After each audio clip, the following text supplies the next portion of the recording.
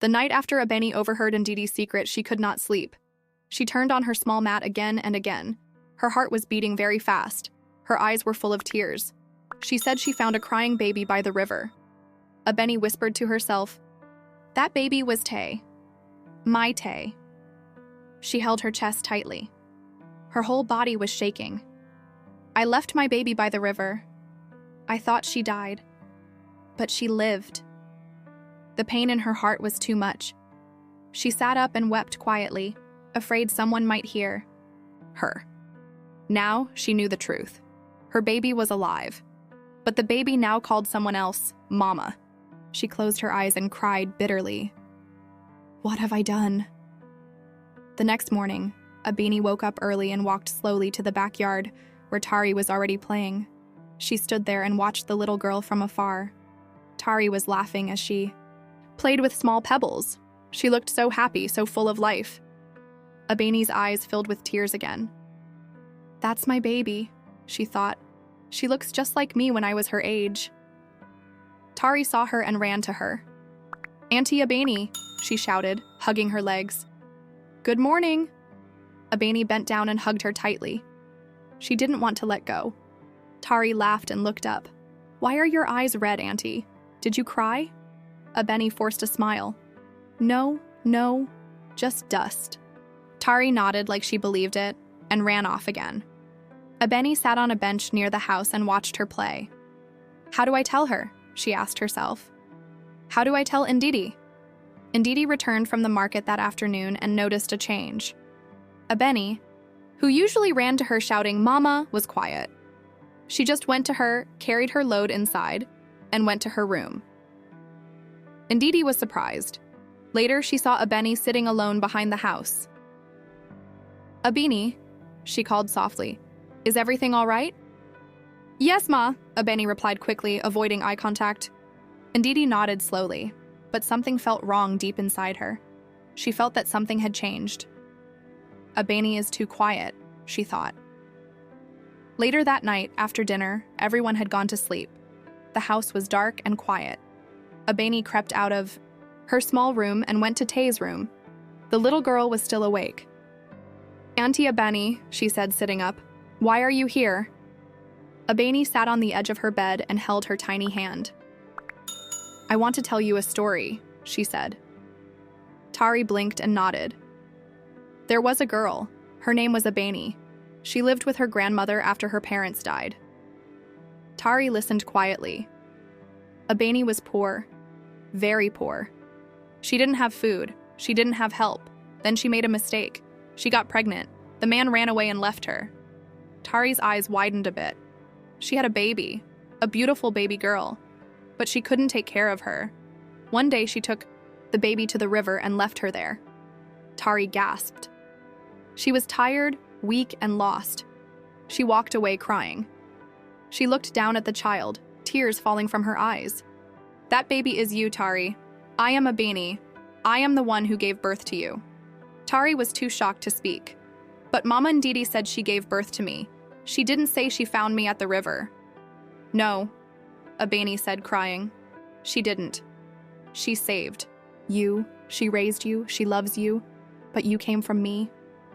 Tari held her hand and looked into her eyes. "Then why did you leave me?" Abeni shook her head, crying harder. "I didn't want to. I was weak. I was hungry. I had no one. I'm sorry, Tari. I'm so sorry." Tari hugged her, though she didn't fully understand. Abeni whispered, "Please don't tell anyone yet. I just needed you to know." She kissed her forehead and left the room in silence. The next day, and even the few days after, Ndidi noticed that Tari was quiet. She no longer called her Mama as much. She didn't jump into her arms like she used to. Ndidi's heart began to ache. She sat alone in her room and thought, has something happened to my child? Has someone said something to her? She called Abeni that evening. "Abeni, please sit down," she said softly. Abeni sat, trembling inside. "Tari is not herself." "I know her. She's different. You're the closest to her here. Did anyone scold her in my absence?" Abeni kept her head down. No, maybe she's just tired. Ndidi stared at her for a long time. Then she nodded. All right, thank you. But in her heart, she was no longer at peace. Kwame became concerned too. That same day, Kwame came to visit. He played with Tari and quickly noticed something was wrong. Tari, why so quiet today? He asked. She gave a small smile and walked away. Ndidi shook her head. Something has changed, Kwame. I feel like I'm losing her. Kwame took her hands gently. We'll find out. Maybe she's just growing older. But Ndidi knew. A mother knows when something is not right. Abeni's heart was heavy that night. She could not sleep again. She walked outside and looked up at the stars. The moonlight touched her face as she whispered, God, what do I do? She had told her daughter the truth. But now Tari looked confused and distant. Abeni missed the baby she once held. But now someone else was her mother. What do I do, Lord? Do I fight to get her back or do I walk away again? She leaned against the tree and cried. She didn't know that Ndidi had come out too and was standing at the door watching her cry in the dark. Ndidi stood at the door, hidden in the shadows, watching Abeni cry. She didn't understand why Abeni was so sad. But a strong voice in her spirit whispered, this girl knows something about Tari. She stepped back into the house without a word. The secret that started by the river. The secret that Ndidi tried to bury deep under the water. The secret Abeni tried to run from was slowly coming to the surface again. And very soon, everything would be revealed. It was a cool and quiet night. The moon shone gently over the village, and the stars twinkled above. Everything looked peaceful. But Ndidi's heart was not at peace. She lay on her bed staring at the ceiling, her mind full of worries. Tari, whom she now called Tari, had been acting distant. She no longer called her mama with joy. She no longer ran to her arms. Something had changed. Suddenly, the door to her room opened slowly. Ndidi sat up quickly. Tari, she called in surprise. Tari stepped in quietly and calmly. She looked serious. Ndidi's heart beat faster. Are you all right? Tari nodded and walked in. She sat on the edge of the bed and looked at Ndidi carefully. Ndidi moved closer to her, hoping to hold her hand. But Tari pulled her hand back gently. Then she asked a question that shook Ndidi to her bones. Mama, are you my real mother? Ndidi froze. Her mouth opened, but no words came out. She blinked fast and looked away. Tari repeated, Are you the one who gave birth to me? Ndidi looked at her and slowly shook her head. No, I found you, she said softly. I found you by the river. Tari nodded slowly as if she already knew the answer. Then she looked into Ndidi's eyes again. Were you once a mermaid? She asked clearly. Ndidi gasped. Her eyes widened. Tari, what did you say? Were you a mermaid before? Tari asked again, this time with more boldness. Ndidi's lips trembled. Her heart was beating very fast. Now, who told you that? She asked, her voice shaky. Tari stood up and turned her face away. Don't worry about who told me, she said quietly. Just answer me. Ndidi stared at her, too shocked to speak. Her whole body felt weak. She tried to say something, but no words came out. Tari looked at her one last time and quietly walked out of the room. Ndidi sat there, frozen. Then suddenly her hands covered her face and she burst into tears. She wept loudly. The secret she kept for many years had now returned, and it had come from the mouth of the very child she saved. The next morning, the sun had not fully risen when Kwame came to visit. He knocked on the front door and was welcomed by one of Ndidi's servants. When he entered, he saw Ndidi pacing up and down the sitting room. She looked worried and restless. Ndidi, he said softly. She turned quickly, ran to him, and held his hands. Kwame, something is wrong. What happened? He asked, now getting serious. Tari came to my room last night, Ndidi began. She asked me if I was her real mother. Kwame's eyes widened. She also asked me if I was once a mermaid. What? Kwame shouted. A mermaid? Ndidi nodded slowly, her eyes red from crying. Kwame stepped back and rubbed his forehead. How did she know that? He asked.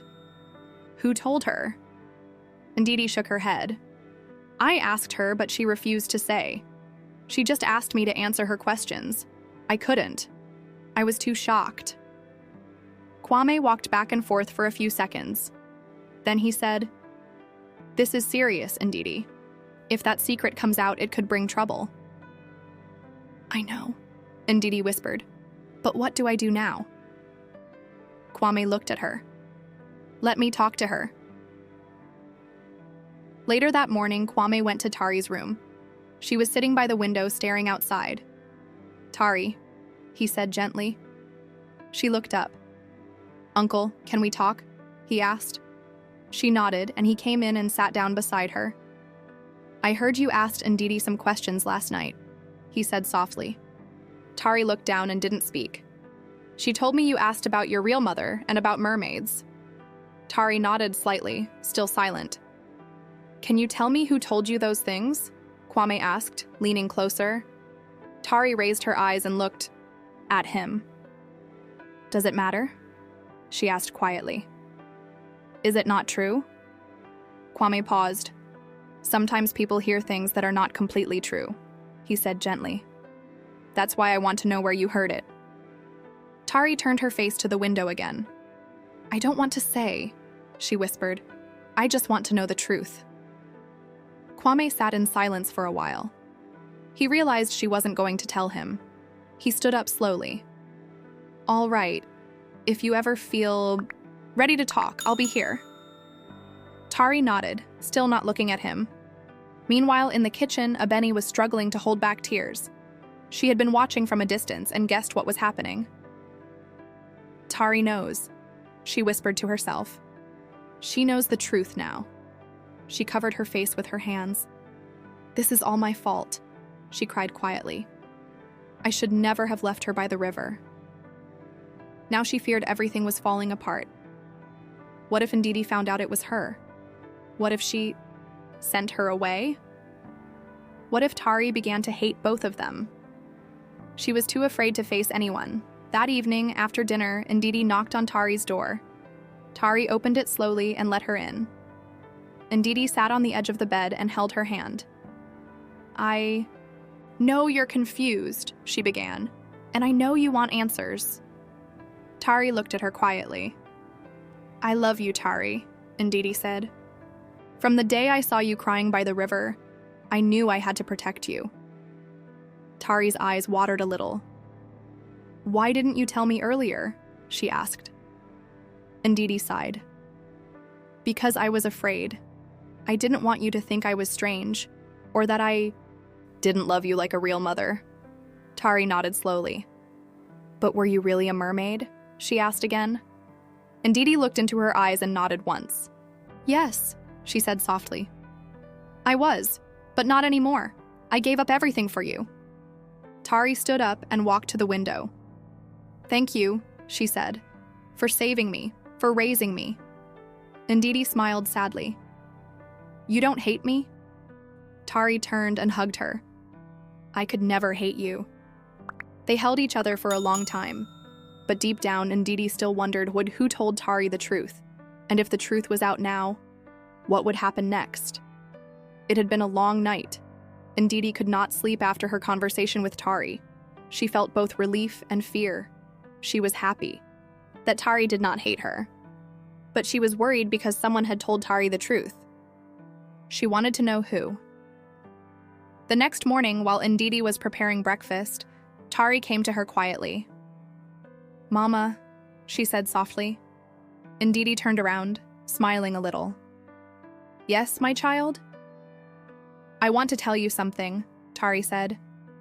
I didn't want to say it before, but I think I should. Ndidi walked closer to her and held her hand. Go on, I'm listening. Tari looked down and said slowly, It was Abeni who told me. She's my real mother. Ndidi froze. What? What did you say? She asked in shock. Tari looked up. She told me the truth. She said she's the one who gave birth to me and left me by the river. Ndidi felt her heart drop. Her hands became cold. She took a step back, breathing heavily. No, it can't be, she said softly. But deep inside, it all made sense now. The way Abeni always looked at Tari. The way she acted nervous. Anytime Ndidi talked about the past. It was all clear. Without saying another word, Ndidi walked quickly to the servants' quarters. She pushed open the door to Abeni's room. Abeni was sitting on her mat tying her headscarf. When she saw Ndidi, she stood up in fear. You, Ndidi said in a low, shaky voice. You were the one. Abeni looked down, unable to speak. Ndidi took a deep breath. Tell me the truth, Abeni. Did you drop that baby by the river? Abeni burst into tears. Yes, I did, she said. I was young. I was poor. The child's father ran away. I had no food. I was afraid. Ndidi's eyes filled with tears. So you just left her there, alone, crying by the river? I didn't know a mermaid would take her, Abeni said. I was just hoping someone would come and take her. I was tired, hungry, and desperate. Ndidi sat down slowly. Her heart was broken. That whole time, the woman she had taken in as a servant was the same woman who abandoned the baby she risked her entire life to save. That night, Abeni could not sleep. She knew the truth was out.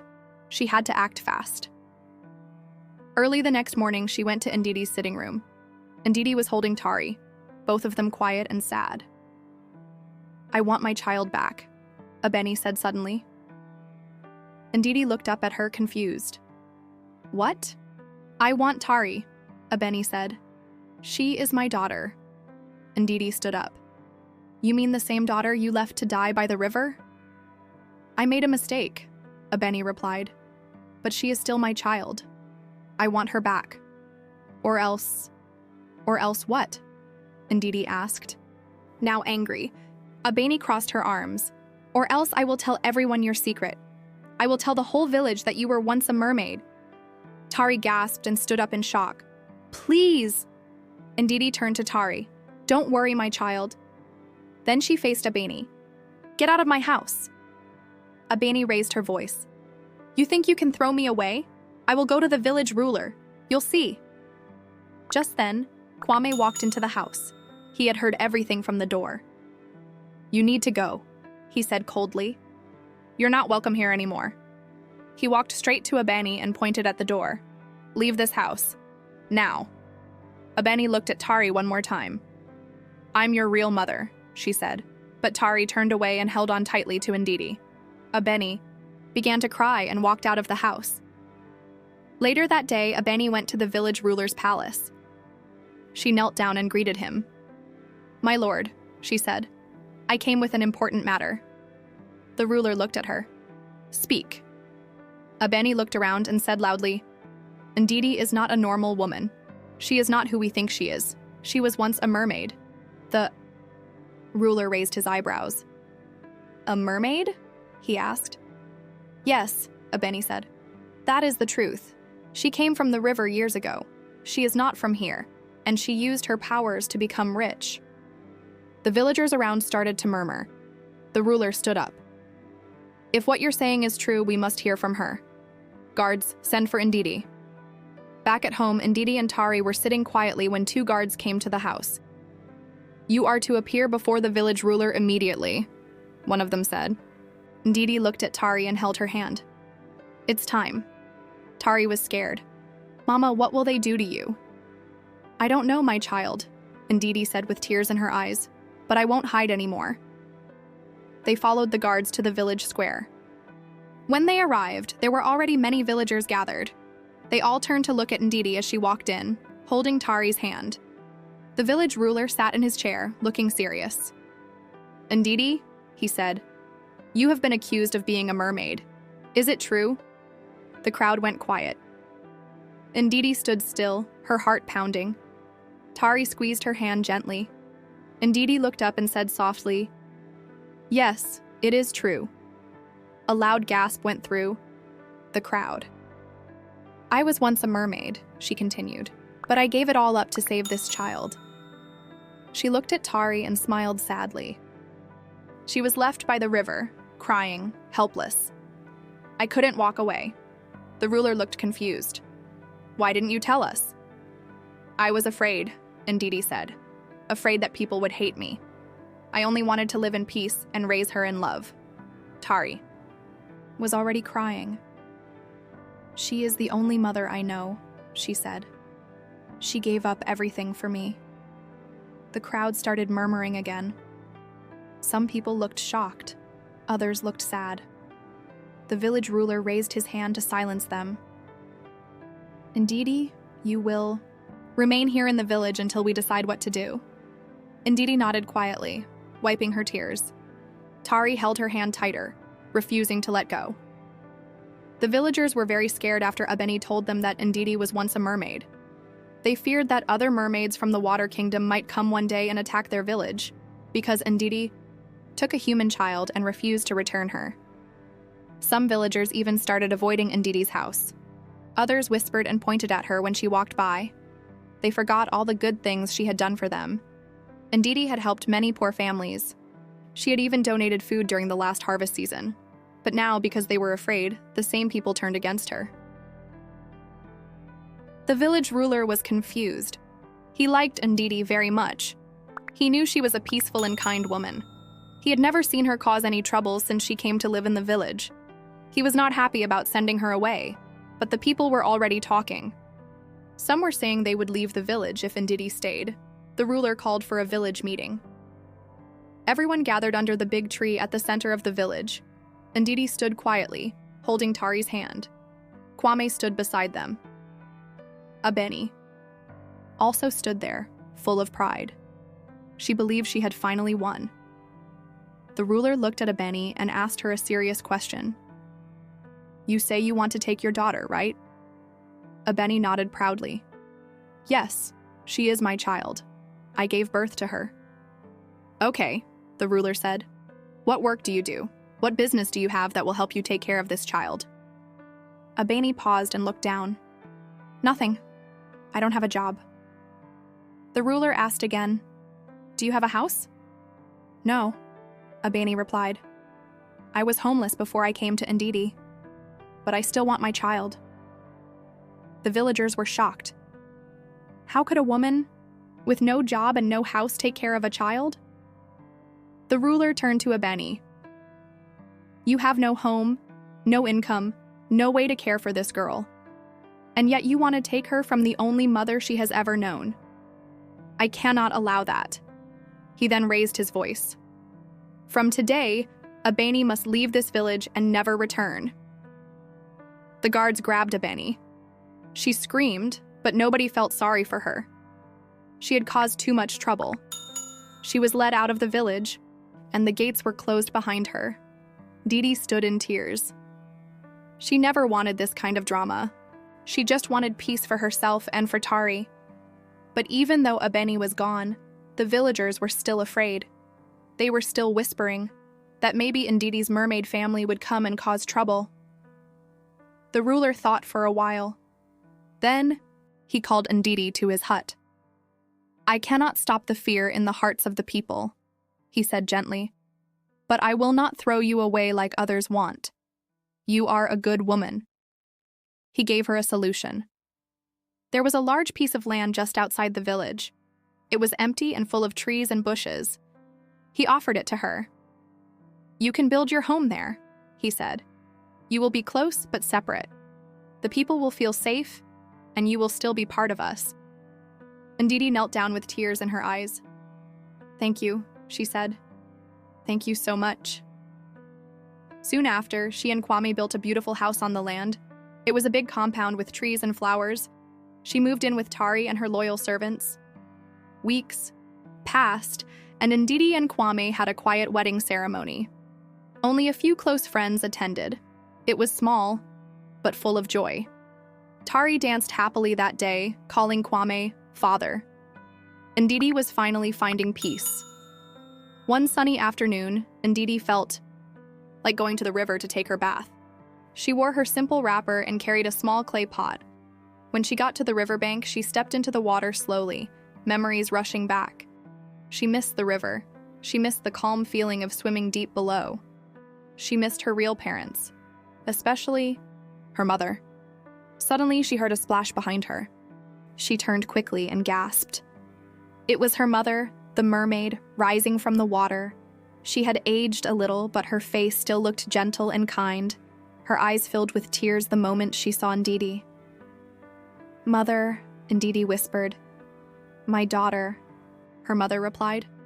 They both swam toward each other and embraced. They cried in the middle of the water, holding each other tightly. "I have missed you so much," Ndidi said. "I have missed you more," her mother replied. "The king has forgiven you. He said you may return home now. All is well." Ndidi's heart was full of joy. She had longed to hear those words. But then she looked down at her hand. "I cannot return," she said softly. "Why?" her mother asked, confused. "Because of Tari," Ndidi said. "She is my daughter. She is my whole world. I cannot leave her." Her mother sighed sadly. "You know the law. No human can live with us underwater." "Then I stay here," Ndidi said, firmly. "I will not return home without her." Her mother looked at her for a long time. Then she placed her hand on Ndidi's head and said, "You are strong, you are brave, you have made your choice, and I respect it." Ndidi knelt down in the water and wept. Her mother pulled her up and hugged her one more time. "May the water always watch over you," her mother said. "You are still my daughter, and I will always love you." With that, she turned and dived into the water. Ndidi stood there, watching her mother disappear below the waves. That evening, Ndidi walked home slowly. She saw Tari playing outside and ran to hug her tightly. Tari smiled. "Where did you go, Mama?" Ndidi smiled through her tears. "Just remembering who I used to be." "But you're still the best mother in the world," Tari said, hugging her tighter. Ndidi looked up at the sky, feeling the sun on her face.